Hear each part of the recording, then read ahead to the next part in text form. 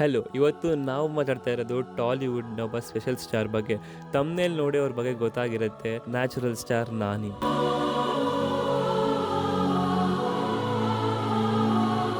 ತೆಲುಗು ಚಿತ್ರದಲ್ಲಿ ಇವ್ರನ್ನ natural star ಅಂತ ಯಾಕೆ ಕರೀತಾರೆ ಗೊತ್ತಾ? ಒಬ್ಬರು ಸಿಂಪಲ್ ಹುಡುಗ ಇಷ್ಟೊಂದು ದೊಡ್ಡ ಹೀರೋ ಆಗಿ, ಪ್ರೊಡ್ಯೂಸರ್ ಆಗಿ ಟಾಲಿವುಡ್ಡನ್ನೇ ಶೇಕ್ ಮಾಡ್ತಾರೆ ಅಂತ ಯಾರು ಅಂದ್ಕೊಂಡಿರಲಿಲ್ಲ. ಇವ್ರ ಆ್ಯಕ್ಟಿಂಗ್ಗೆ ಜನ ಫಿದಾ ಆದರು. ಆದರೆ ಇವ್ರ ಹಿಂದಿನ ಸ್ಟೋರಿ ಈಸಿ ಇರಲಿಲ್ಲ. ಒಂದು ಚಿಕ್ಕ ಕಾಮಿಡಿ ಸ್ಟೋರಿಯಿಂದ ಶುರು ಮಾಡಿದ ಇವರು ಇವತ್ತು ಇಷ್ಟೊಂದು ದೊಡ್ಡ ಜರ್ನಿ ಮಾಡ್ತಾರೆ ಅಂತ ಯಾರು ಊಹೆ ಕೂಡ ಮಾಡಿರಲಿಲ್ಲ. ಅವರ ಸರಳ ನಟನೆ, ವಿಭಿನ್ನ ಸಿನಿಮಾಗಳು, ಅವರ ಪ್ರೊಡಕ್ಷನ್ ಹೌಸ್ ಎಲ್ಲವೂ ಅವ್ರನ್ನ ಒಬ್ಬ ಪ್ಯಾಷನೇಟ್ ಜೆಂಟಲ್‌ಮ್ಯಾನ್ ಆಗಿ ಮಾಡ್ತಾ ಹೋಯಿತು.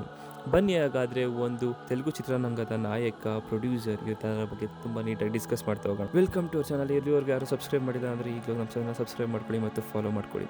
ನಾನಿ ಅವ್ರಿಗೆ ನ್ಯಾಚುರಲ್ ಸ್ಟಾರ್ ಅನ್ನೋ ಪಟ್ಟ ಬಂದಿದ್ದು ಯಾಕಂದರೆ ಅವರ ನಟನೆ ತುಂಬ ಸಹಜವಾಗಿರುತ್ತೆ. ಅತಿಯಾಗಿ ನಾಟಕ ಮಾಡಲ್ಲ, ಕರೆಕ್ಟಾಗಿ ಯಾವುದಕ್ಕೆ ಎಷ್ಟಿಸ್ಬೇಕು ಅಷ್ಟೇ ಎಮೋಷನ್ಸ್ನ ಕೊಟ್ಟು ಮಾಡ್ತಾ ಹೋಗ್ತಾರೆ. ನಾನಿ ಅವ್ರ ಒರಿಜಿನಲ್ ಹೆಸರು ನವೀನ್ ಬಾಬುಘಟ್ಟ.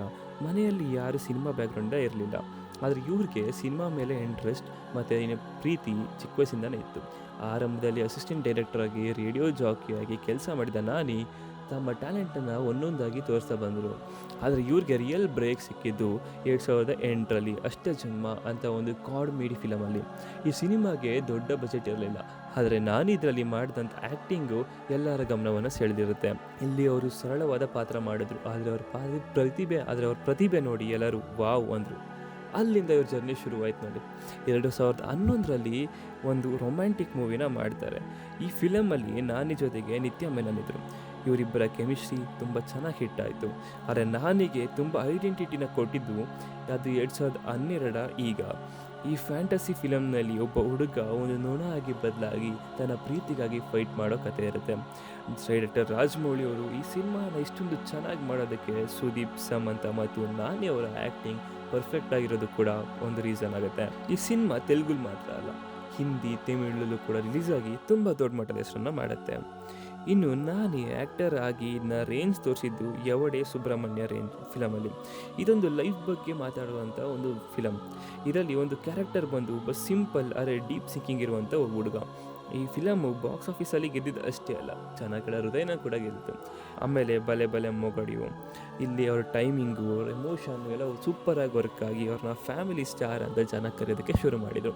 ಆ್ಯಂಡ್ 2019ರಲ್ಲಿ ಬಂದಂಥ ಜರ್ಸಿ ಸಿನಿಮಾ ನಾನಿಗೆ ಒಂದು ಟರ್ನಿಂಗ್ ಪಾಯಿಂಟ್ ಅಂತಲೇ ಹೇಳ್ಬೋದು. ಇದರಲ್ಲಿ ಇವರ ಕ್ಯಾರೆಕ್ಟರ್ ಒಬ್ಬ ಕ್ರಿಕೆಟರ್ ತನ್ನ ಕನಸಿಗಾಗಿ ಇಂತಹ ಕಷ್ಟನಾದರೂ ಫೈಟ್ ಮಾಡ್ತಾರೆ.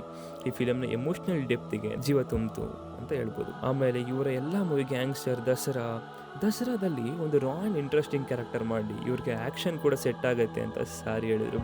ಈ ಇಂಡಸ್ಟ್ರಿಲಿ ಒಮ್ಮೆ ಯಾರು ಸ್ಟಾರ್ ಆದಮೇಲೆ ಬಹುತೇಕರು ಹೊಸಬ್ರನ್ನ ಒಳಗೆ ತರೋದಕ್ಕೆ ಶುರು ಮಾಡ್ತಾರೆ. ಆ್ಯಂಡ್ ಜನರಾಗಿ ಎಲ್ಲ ಹೇಳ್ತಾರೆ, ನೀವೀಗ ದೊಡ್ಡ ಸ್ಟಾರ್ ಆಗಿದ್ದೀರಾ, ಆದರೂ ಕೂಡ ನೀವೇನಕ್ಕೆ ಹೊಸ ಮುಖಗಳ ಜೊತೆಗೆ ಸಿನಿಮಾ ಮಾಡ್ತಿದ್ದೀರಾ ಅಂತ ಹೇಳಿದಾಗ ಕಾಮನ್ ಆಗಿ ಕೇಳಿಬರುವಂಥ ಉತ್ತರ, ನಾನು ಒಂದು ಕಾಲದಲ್ಲಿ ಹೊಸಬ್ರಾಗಿದ್ದೆ, ಯಾರೋ ಒಬ್ಬರು ನನ್ನ ಮೇಲೆ ನಂಬಿಕೆ ಇಟ್ಟಿದ್ರಿಂದ ನನಗೆ ಚಾನ್ಸ್ ಸಿಕ್ತು. ಹೌದು, ಇದು ಮಾತಲ್ಲಿ ಹೇಳೋದಕ್ಕೆ ಸುಲಭ ಅಂತ ಹೇಳಿಸ್ಬೋದು, ಆದರೆ ಆ ಜವಾಬ್ದಾರಿ ಹೊತ್ಕೊಂಡು ಮುಂದೆ ಹೋಗೋದು ಅಷ್ಟು ಸಿಂಪಲ್ ಅಲ್ಲ. ಒಂದು 100 ಥರ ಭಯ ಇರುತ್ತೆ. ನನ್ನ ಇಮೇಜ್ ಏನಾಗುತ್ತೋ, ಮಾರ್ಕೆಟ್ ಡೌನ್ ಆಗುತ್ತೋ ಏನೋ, ಜನ ಹೋಗ್ತಾರೋ ಇಲ್ವೋ ಅಂತ. ಹೊಸಬ್ರನ್ನ ಒಳಗೆ ತೋರೋದು ಅಷ್ಟು ಸುಲಭ ಅಲ್ಲ. ಬಟ್ ನಾವುಗಳು ಈಸಿಯಾಗಿ ಕ್ರಿಟಿಸೈಸ್ ಮಾಡ್ತಾನೆ ಇರ್ತೀವಿ. ಮೋಸ್ಟ್ ಆಫ್ ದೆಮ್ ಹೇಳ್ತಾರೆ, ಬಟ್ ಕಾರ್ಯರೂಪಕ್ಕೆ ತರೋದು ತುಂಬ ಕಮ್ಮಿ. ಅದು ನಾನು ಇಂಥ ಭಯಗಳನ್ನ ಫೇಸ್ ಮಾಡಿ ಹೊಸ ಟ್ಯಾಲೆಂಟ್ಗಳನ್ನ ತುಂಬ ಸಪೋರ್ಟ್ ಮಾಡ್ತಾರೆ. ನಾನು ಕೇವಲ ಒಂದು ಆ್ಯಕ್ಟರ್ ಆಗಿ ಮಾತ್ರ ಇಲ್ಲ, ಅವರೊಬ್ಬರು ಅಸಿಸ್ಟೆಂಟ್ ಡೈರೆಕ್ಟರ್ ಆಗಿ ಬಂದಿದ್ದರಿಂದ ಇವರಿಗೆ ಸಿನಿಮಾ ಮೇಕಿಂಗಿಂದಲೂ ಕೂಡ ತುಂಬ ಆಸಕ್ತಿ ಇತ್ತು. ಹೀಗಾಗಿ ಇವರೇ ಒಬ್ಬರು ಪ್ರೊಡ್ಯೂಸರ್ ಆಗಿ ಎಂಟ್ರಿ ಕೊಡ್ತಾರೆ. 2013ರಲ್ಲಿ ಡಿ ಫಾರ್ ಡುಪ್ಪಿ ಅಂತ ಒಂದು ಕ್ರೈಮ್ ಕಾಮಿಡೀಸ್ ಫಿಲಮ್ನ ಪ್ರೊಡ್ಯೂಸ್ ಮಾಡ್ತಾರೆ. ಈ ಫಿಲ್ಮ್ ಚಿಕ್ಕ ಬಜೆಟ್ ಆಗಿದ್ರು ಕೂಡ ದೊಡ್ಡ ಹಿಟ್ ಆಗುತ್ತೆ. ಆಮೇಲೆ 2018ರಲ್ಲಿ ಅವ್ರದ್ದೇ ಪ್ರೊಡಕ್ಷನ್ ಹೌಸ್ನ ಓಪನ್ ಮಾಡ್ತಾರೆ. ವಾಲ್ ಪೋಸ್ಟ್ ಸಿನಿಮಾನ ಓಪನ್ ಮಾಡ್ತಾರೆ. ಇದರಿಂದ ಅಂತ ಒಂದು ಮೂವಿನ ಯೂಸ್ ಮಾಡ್ತಾರೆ. ಈ ಡೈರೆಕ್ಟರ್ ಗೊತ್ತಾ, ಹನುಮಾನ್ ಮೂವಿಯಿಂದ ದೊಡ್ಡ ಹೆಸರು ಮಾಡಿರೋಂಥ ಪ್ರಶಾಂತ್ ವರ್ಮ. ಇವರಿಗೆ ಡೆಬ್ಯೂ ಮಾಡೋದಕ್ಕೆ ಸಹಾಯ ಮಾಡಿದ್ದು ಇದೇ ನಾನಿಯವರು. ಹಿಟ್ ಅಂತ ಒಂದು ಥ್ರಿಲ್ಲರ್ ಸೀರೀಸ್ ಅಂತಹ ಮೂವಿನ ದುಡ್ಡು ಕೊಡೋದಕ್ಕೆ ಇವರು ಮನ್ಸು ಮಾಡ್ತಾರೆ. ಹಿಟ್ ಫ್ರ್ಯಾಂಚೈಸಿ ಇವರು 3ನೇ ಪಾರ್ಟಲ್ಲಿ ಇವರೇ ಸ್ವತಃವಾಗಿ ಹ್ಯಾಕ್ಟ್ ಮಾಡ್ತಾರೆ. ಅವರ ನಿರ್ಮಾಣ ಸಂಸ್ಥೆಯಲ್ಲಿ ವಿಭಿನ್ನ ಸಿನಿಮಾಗಳನ್ನ ಮಾಡ್ತಾರೆ. ಕಮರ್ಷಿಯಲ್ ಸಿನಿಮಾಗಳು, ಕಂಟೆಂಟ್ ಓರಿಯೆಂಟೆಡ್ ಆರ್ಟಿಸ್ಟಿಕ್ ಸಿನಿಮಾಗಳು, ಎಲ್ಲದರಲ್ಲೂ ಕೂಡ ಕಂಟೆಂಟ್ಗೆ ಇವರು ಹೆಚ್ಚು ಪ್ರಾಮುಖ್ಯತೆ ಕೊಡ್ತಾರೆ. ಅವರ ದೃಷ್ಟಿ ತುಂಬಾ ಸ್ಪಷ್ಟವಾಗಿದೆ, ಕ್ಲಾರಿಟಿ ಆಗಿದೆ. ನಾನಿ ಅವ್ರ ಸಿಸ್ಟರ್ ದೀಪ್ತಿ ಗಂಟ ಅವ್ರು ಹೇಳ್ತಾರೆ, ತೆಲುಗು ಇಂಡಸ್ಟ್ರಿಗೆ ಯಾರೇ ಆದರೂ ಒಳಗೆ ಬರೋದು ಅಷ್ಟು ಸುಲಭದ ಕೆಲಸ ಅಲ್ವೇ ಅಲ್ಲ. ಒಳ್ಳೆ ಸ್ಕ್ರಿಪ್ಟ್ ಇಲ್ಲದೆ ಅಂತೂ ಇಂಡಸ್ಟ್ರಿಗೆ ಬರೋದು ತುಂಬಾ ಕಷ್ಟ. ಆದರೆ ಒಂದು ಕಿಲ್ಲರ್ ಕತೆ ಇದ್ದರೆ ನಾನಿ ಅವ್ರ ಬಾಗಿಲು ತಟ್ಟಿ ಗ್ಯಾರಂಟಿ ಅವ್ರು ಒಳಗಡೆ ಹೇಳ್ಕೊತಾರೆ ಅಂತ. Court state versus A nobody ಅಂತ ಒಂದು ಡಿಫ್ರೆಂಟ್ ಫಿಲಮ್ಗೆ ನಾನಿ ಅವರ ಒಂದು wall poster cinema green cinema ಕೊಡುತ್ತೆ. ಈ ಕೋರ್ಟ್ ಚಿತ್ರ ಒಂದು ಕೋರ್ಟ್ ರೂಮ್ ಡ್ರಾಮಾ. ಇದು ಹೊಸಬ್ರು ತಂಡ, ಡೈರೆಕ್ಟ್ರು, ಆ್ಯಕ್ಟರ್ಸ್ ಎಲ್ಲರೂ ಹೊಸಬ್ರು ಆಗಿರ್ತಾರೆ. ಇಂಡಸ್ಟ್ರಿಯಲ್ ಬ್ಯಾಕ್ಗ್ರೌಂಡ್ ಇಲ್ಲದೆ ಇವರಿಗೆ ಚಾನ್ಸ್ ಸಿಗೋದು ಒಂದು ಡ್ರೀಮ್ ಥರ ಆಗೋಯ್ತು. ಅವರ ನಾನಿಗೆ ಕತೆ ಕಿಕ್ ಕೊಡ್ತು. ಒಂದು ಗೋಲಲ್ಲಿ ಈ ಚಿತ್ರ ಶುರು ಆಗುತ್ತೆ. ಈ ಫಿಲಮ್ನ ಪ್ರೊಡ್ಯೂಸ್ ಮಾಡಿದ್ದು ರಿಸ್ಕಿ ಆಗಿತ್ತು, ಯಾಕೆಂದರೆ ಮಾಸ್ ಮಸಾಲ ಇಲ್ಲ, ದೊಡ್ಡ ಸ್ಟಾರ್ ಕಾಸ್ಟ್ ಇಲ್ಲ. ಆದರೂ ಕೂಡ ನಾನಿವ್ರು ಹೇಳ್ತಾರೆ, ಒಳ್ಳೆ ಕತೆ ಇದ್ದರೆ ನಾನು ಇದಕ್ಕಿಂತ ದೊಡ್ಡ ರಿಸ್ಕ್ನ ಕೂಡ ತಗೋತೀನಿ ಅಂತ. ಚಿಕ್ಕ ಬಜೆಟ್ನ ಕೋರ್ಟು ಥಿಯೇಟ್ರಿಗೆ ಬಂತು. ಜನಕ್ಕೆ ಫುಲ್ಲು ಕನೆಕ್ಟ್ ಆಯಿತು. ಕತೆಯ ಎಮೋಷನ್ನು, ಪ್ರಿಯದರ್ಶಿ ಅವರ ಆ್ಯಕ್ಟಿಂಗು ಎಲ್ಲವೂ ಸಖತ್ತಾಗಿತ್ತು. ಈ ನಾನಿಯವರ ಈ ಮೂವಿಗೆ ಈ ಒಂದು ದುಡ್ಡು ಇಟ್ಟೆ ಕೊಡ್ತು.